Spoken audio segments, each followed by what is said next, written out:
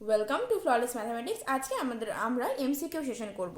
তো ডিফারেন্সিয়েশন ডেরিভেটিভের 3B চ্যাপ্টারের বহু বিকল্প ধর্মীগুলো আজকে আমরা আলোচনা করব। ঠিক আছে, এটাও রিকোয়েস্টেড ভিডিওই।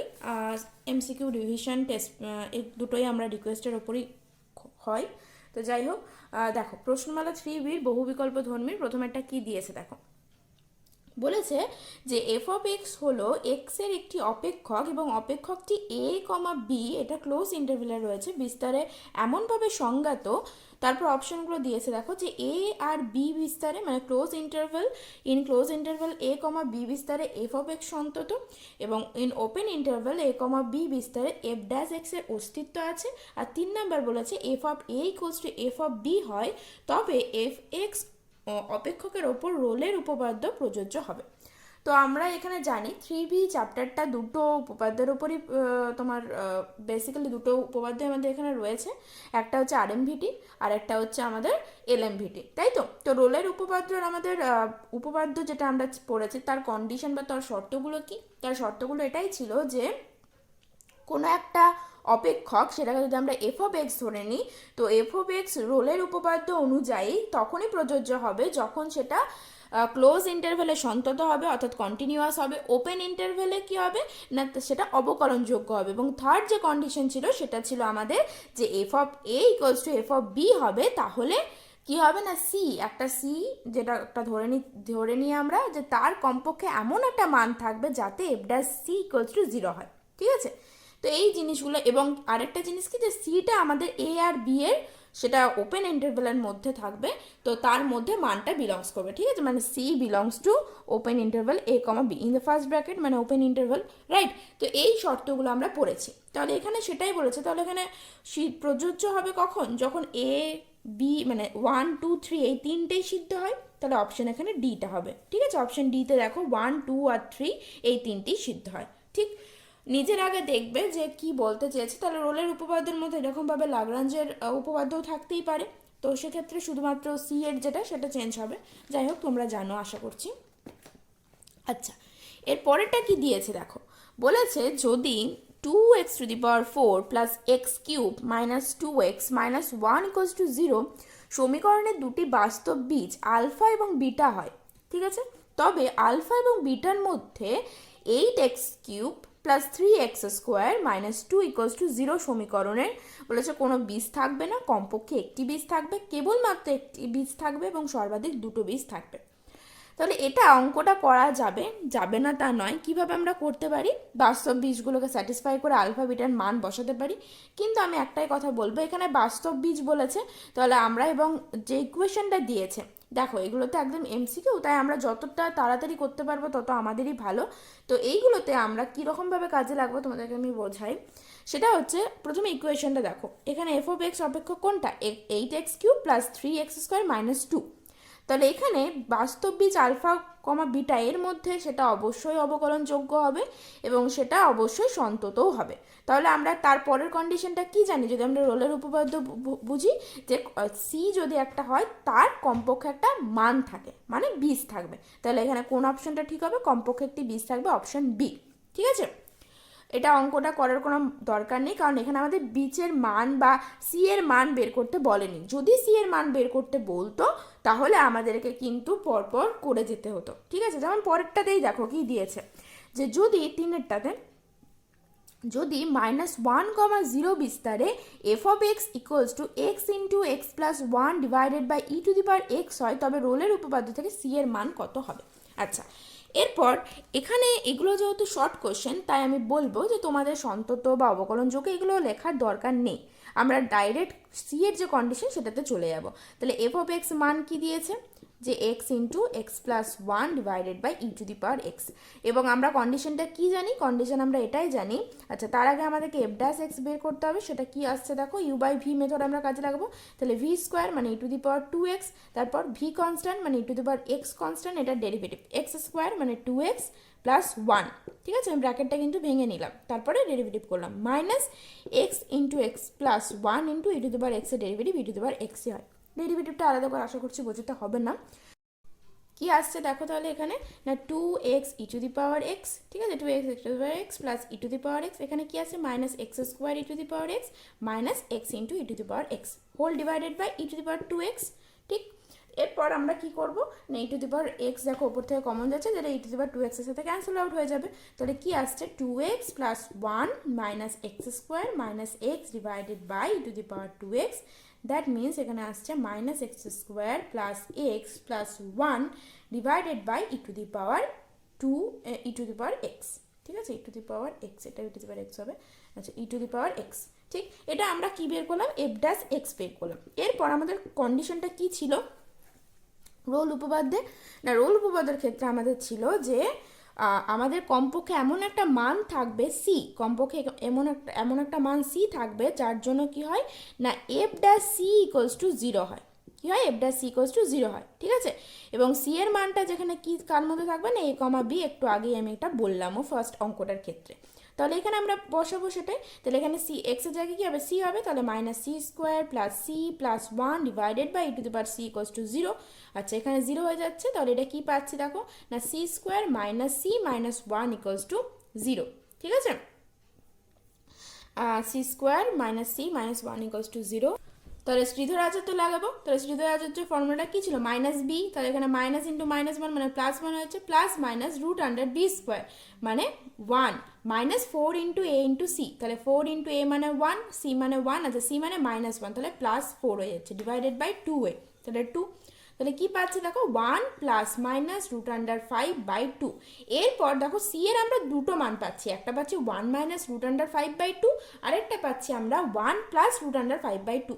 এরপর আমাদের কি চেক করতে হবে যে এই যে এ কমা বি এটার মানটা কত আছে, এক্ষেত্রে দেখো তোমাদের বিস্তারটা দিয়েছে -1,0, ঠিক আছে। তাহলে এর মধ্যে দেখতে হবে কোন মানটা -1 থেকে 0-র মধ্যে রয়েছে। দেখো প্লাসেরটা যেটা হয়, প্লাসেরটা কিন্তু আমাদের 0-র থেকে বেশি হচ্ছে, তাহলে এখানে কোনটা হবে না 1 minus root under 5 by 2, calculator তোমরা হিসাব করেও দেখতে পারো, কারণ রুট 5 এর মান কত হবে 2.23 এরকম, ঠিক আছে। তাহলে এটা 0-র বেশি হয়ে যাচ্ছে প্লাসের মানটা, আর মাইনাসের মানটা দেখবে 0 পয়েন্ট এরকম আসবে, ঠিক আছে। তাহলে সি এর মান আমাদের 1 মাইনাস রুট আন্ডার 5 বাই 2 মানে অপশন সি, ঠিক। এর পরেরটা দেখো কি দিয়েছে, এর পরের মাত্রা দিয়েছে মনে করো অপেক্ষক এফ অফ এক্স 0,√2 বিস্তারে ইন ক্লোজ ইন্টারভেল বিস্তারে এরূপে সংজ্ঞাত যে F of x equals to x cube minus 2x, তবে রোলের উপপাদ্য থেকে সি এর মান হবে একই। তাহলে আমরা একই রকমভাবে করব। আচ্ছা আমাকে আর নিশ্চয়ই তোমাকে ভালো করে বলতে হবে না, কারণ এখানে একবার বলেই দিলাম যে আমরা কন্ডিশন কি জানি, যে সি এর মানটা এমন একটা মান থাকবে যেটা ক্লোজ ইন্টারভেলের মধ্যে থাকবে, এবং সেই মানটার জন্য কি হবে না এফ ড্যাশ এক্সটা 0 হবে, ঠিক আছে। তাহলে এক্ষেত্রে 4 নম্বর অঙ্কটার ক্ষেত্রে এফ অফ এক্স আমরা কি দিয়েছে দেখবো, দিয়েছে এক্স কিউব মাইনাস 2x, তাহলে এফ ড্যাশ এক্স বের করবো, এফ ড্যাশ এক্স পাচ্ছি 3x স্কোয়ার মাইনাস 2। এরপর আমাদের কাজ হচ্ছে সি, তাহলে এফ ড্যাশ সি আমরা বের করছি, কত পাচ্ছি 3c স্কোয়ার মাইনাস 2, এবং আমরা কি করবো এফ ড্যাশ সিটাকে 0 করবো, তাহলে আমরা পাচ্ছি দেখো 3c square equals to 2, c square equals to 2/3, তাহলে c equals to plus minus root under 2/3। এখানে দেখো কোনো অপশনের সাথেই মিলছে না, ঠিক আছে। আনসার তাহলে কি হবে, এদের কোনোটিই নয়, তাহলে অপশন ডি আনসার হবে, এদের কোনোটিই নয়। আচ্ছা তারপরেরটা আমরা চলে যাই পাঁচেরটা কি দিয়েছে দেখো এখানে, না বলেছে এ কমা বি বিস্তারে সংজ্ঞাত এক্সের একটি বাস্তব অপেক্ষক এফ অফ এক্স যদি এমন হয় যে F of X in close interval A comma B বিস্তারে সন্তত, in open interval A comma B বিস্তারে অবকলনযোগ্য, এবং তিনেরটা দিয়েছে A comma B in open interval দ্বিতীয় ক্রমে অবকলনযোগ্য, তবে অপেক্ষক এফ অফ এক্সের ওপর লাগরাঞ্জের মধ্যম মান উপপাদ্য প্রযোজ্য হবে। আচ্ছা লাগরাঞ্জের মধ্যম মান উপপাদ্যটা কি না, সেক্ষেত্রে আমরাও জানি যে এফ অফ এক্স একটা অপেক্ষক, বাস্তব অপেক্ষক, যেটা এ আর বি এর মধ্যে ইন ক্লোজ ইন্টারভ্যালে সন্তত হয়, ইন ওপেন ইন্টারভ্যালে অবকলনযোগ্য হয়, এবং আরেকটাও সি এর এখানে কন্ডিশন থাকে। সেই কন্ডিশনটা কি আমি যদি একবার লিখেও দিই, তোমাদের রিমাইন্ড করিয়ে দিই, তাহলে সেটা ছিল আমাদের f dash b minus f dash a divided by B minus a equals to f dash c, ঠিক আছে, এক্ষেত্রেও সি এর কমপক্ষে এমন একটা মান থাকবে যার জন্য এই কন্ডিশনটা হয় যে f dash b minus f dash a divided by B minus a equals to f dash c. এখানেও তাই c belongs to a comma B in open interval, right? তো তাহলে এখানে আমাদের কোশ্চেনে দেখো কোন কোনগুলোর সাথে মিলছে। দেখো দ্বিতীয় ক্রমে অবকলনযোগ্য এটা কিন্তু নয়, ঠিক আছে, তার মানে 1 আর 2। তাহলে এখানে দেখো বি অপশনের সাথে মিলছে, এ 1 এবং 2 সত্য হয়, ঠিক আছে। তারপরটাই চলে যায় 6টা, কি দিয়েছে না F of x equals to x plus 1/x, যেখানে x belongs to 2,3 in closed interval হয়, তবে লাগরাঞ্জের মধ্য মান থেকে সি এর মান। আচ্ছা, তাহলে এখানে আমরা 6টা আছে, এখানে আমাদের এটা কাজেই লেগে যাবে। আচ্ছা, 6টা কি দিয়েছে দেখো এখানে, তাহলে না F of X X plus 1/x, আর বি আর এটা কি দিয়েছে, এক্স বিলংস টু এখানে দিয়েছে 2,3 ইন ক্লোজড ইন্টারভাল 2,3। তাহলে আমরা প্রথমে কি বের করব এখানে। আচ্ছা, এখানে সরি, এক্সট্রিমলি সরি, এখানে এটা এফ ড্যাশ এ বি হয় না, F of B minus F of A, ঠিক আছে, মানে এটা ডেরিভেটিভটার উপরে বসানো হয় না, ফাংশনটার উপর বসানো হয়। তাহলে এফ অফ বিটা আমরা কত পাচ্ছি দেখো এখানে, বি কোনটা এটা, তাহলে 3 প্লাস 1/3। এফ অফ এটা কত পাচ্ছি আমরা এখানে, এখানে দেখো 2 বসবে, তাহলে এখানে পাচ্ছি 2 প্লাস 1/2, ঠিক আছে। তাহলে এখানে আমরা মানটা যদি বসাই, আছে তার আগে আমরা এফ ড্যাশ সিটাও বের করে নেবো। সি এখানে কী হবে না 1 মাইনাস 1/c স্কোয়ার, ঠিক আছে। 1/x এর ডেরিভেটিভের ফর্মুলা কি জানি, মাইনাস 1/x স্কোয়ার, রাইট? তো কি আসছে এখানে, তাহলে আমরা যদি মানগুলো বসাই 3 plus 1/3 minus 2 minus half divided by B minus A মানে 3 minus 2 that means 1 equals to 1 minus 1/c square. বুঝতে পারলে? তাহলে কি আসছে দেখো, অর এটা লসাগুটা করলে কত হবে 12, এখানে দেখো 6, আচ্ছা 6, তাহলে এটা কত আসছে 18 প্লাস এখানে কত আসছে দেখো 2 মাইনাস এটা 12 মাইনাস এখানে আসছে দেখো এখানে তোমার 3, তাহলে এখানে equals to 1 minus 1/c square. আমি এই সাইডে লিখছি, তাহলে আমরা এখানে পাচ্ছি or 20 minus 15 that means 5/6 equals to 1 minus 1/c square. তাহলে 1/c স্কোয়ার ইকুয়ালস টু কত পাচ্ছি এটাকে 1 মাইনাস 5/6 দ্যাট মিন 1/6, তাহলে c স্কোয়ার ইকুয়ালস টু 6, তাহলে c equal to plus minus √6। তাহলে কোন মানটা, দুটো মান পাচ্ছে, একটা √6 একটা মাইনাস